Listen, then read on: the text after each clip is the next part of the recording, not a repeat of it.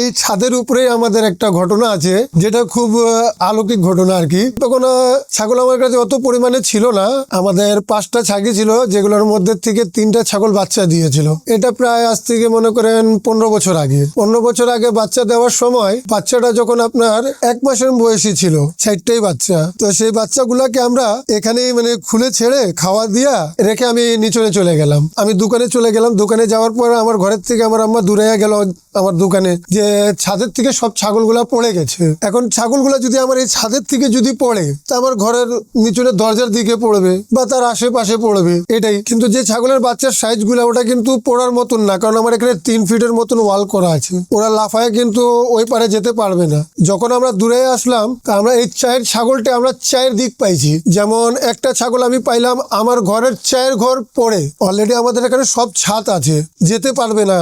ওটা মনে হয় কেউ বাতাসের মধ্যে উড়িয়ে নিয়ে গেছে।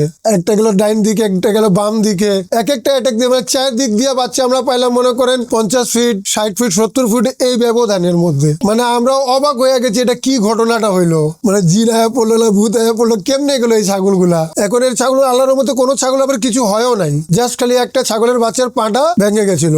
এখন বর্তমান আমাদের কাছে আছে বিটল আছে, তোতাপুরীর একটা মেল আছে এবং খাসি আছে, আর দুম্বা আছে। এখন বর্তমান দুষ্ট বলতে গিয়ে সবগুলোই মনে করেন, কেউ দুষ্ট আছে, কেউ শান্ত আছে, মিলিয়ে আছে আর কি। যেমন এই যে মাদিটা আমাদের অনেক দুষ্ট, মনে করেন খাওয়ার বেলায় মনে করেন ও নিজেই সবকিছু একা খেতে যায়। শান্ত আমাদের এটা খুব ভদ্র ছাগল আমাদের এটা মনে করেন যা দিলে তা খায়, একদম শান্তভাবে থাকে। মানে আমাদের একটা পাঠার জন্য 2.5 কেজি যে ভুসি, যেটা আমরা গরম পানি লবণ দিয়ে মিক্স করে বানাই, সেটা একটা পাঠার জন্য যথেষ্ট। আমাদের সারাদিনে মনে করেন একটা পাঠা মানে মেল ছাগলের জন্য আমাদের মনে করেন 4 কেজি 4.5 কেজি ভুসি আমরা খাওয়াই 2 বেলার মধ্যে। এটা ভাগ করে সারাদিন খাওয়া যায় না, 2 বেলা। আমাদের পরিমাণ বলতে কি, যেমন আপনার পাঠা যেটা আছে, পাঠার আমি তো আপনার মানে একটা আন্দাজ করে আপনার বলে দিলাম, কারণ আমাদের যে খাওয়াটা আমরা যে কৌটার থেকে দিই, ওটা কৌটার আন্দাজে বললাম। আর এমনি মনে করেন বেসিক্যালি আমরা সব ছাগলকে একবারে আমরা দানাদার বানাই, মানে আমাদের কাছে ওজন নাই, আমাদের ছাগল কোনটা কত খাচ্ছে এটা আমরা কখনো গণনা করি না। আজ থেকে আমাদের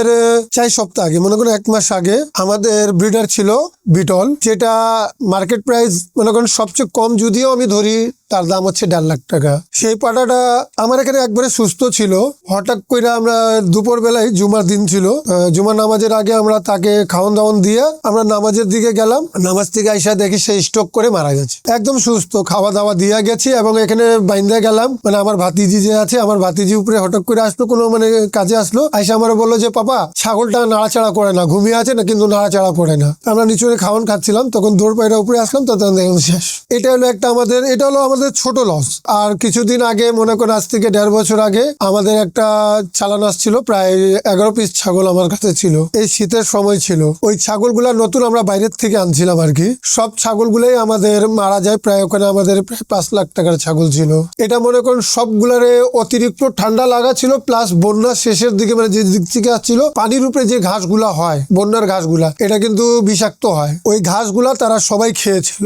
যতই লস হোক, বুঝছেন, যতই লস হোক, এটার থেকে আমরা আবার সেটা রিকভার করি। আমাদের বর্তমান মানে আমাদের দেশের চাহিদা হিসাবে সবচেয়ে বেশি ডিমান্ড চলছে এখন বিটলের। এমনি আছে হরিয়ানা আছে, হরিয়ানা আবার আমাদের চট্টগ্রামে যে বছরে মানসা পূজার মধ্যে, এই পূজার সময় মনে করেন আবার হরিয়ানা যে মানে মেল যেটা পাঠা ছাগল তারা বলি দেয়, ওই ক্ষেত্রে আবার চট্টগ্রামের ডিমান্ড অনেক বেশি। আর নামের যে তুলনা আমার মনে করেন আজ থেকে 15 বছর আগে যখন যেগুলা মানে প্রজনন করায় মানে নিজের বাচ্চাগুলা যখন বের করতাম ছাগল থেকে, তখন তাদের নাম রাখতাম আর কি।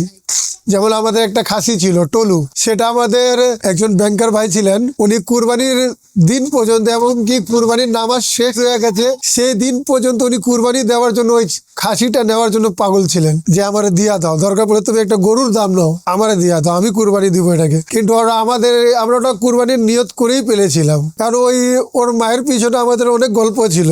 ওটা আমার ছোট বোনও আমার মনে করো ওর মাকে মনে করো ল্যাকটোজিন দুধ সেই সময় খাওয়ায় তাকে বড় করা হয়েছিল। মানে ওই সময় ছাগলের আমাদের সংখ্যা অনেক কম ছিল, এবং সে প্রতিবন্ধী হিসাবে আমরা কিনেছিলাম। জাস্ট ওটা আমাদের 200 টাকার ওটা ছাগল ছিল। মানে ওটা কসাই দোকানে আসছিল, কসাই দোকানে মনে করো ওর মাটাকে মনে করো পিপিআর রোগ হয়ে গেছিল। ছাগলের মধ্যে সবচেয়ে খারাপ রোগ হলো পিপিআর। ওর মাকে পিপিআর রোগ হয়েছিল, বাচ্চাটা তখন 3 থেকে 4 দিনের ছিল। আমার দেখে অনেক মায়া লাগছিল, তখন ওই বাচ্চাটাকে আমি নিয়ে নিয়েছিলাম। ওই ছাগলটা বড় হইলো, বড় হইবার পর মনে করেন বাচ্চা দিল, সেই বাচ্চাটা খাসি বাচ্চা আমরা করে তার নাম রাখছিলাম টলু।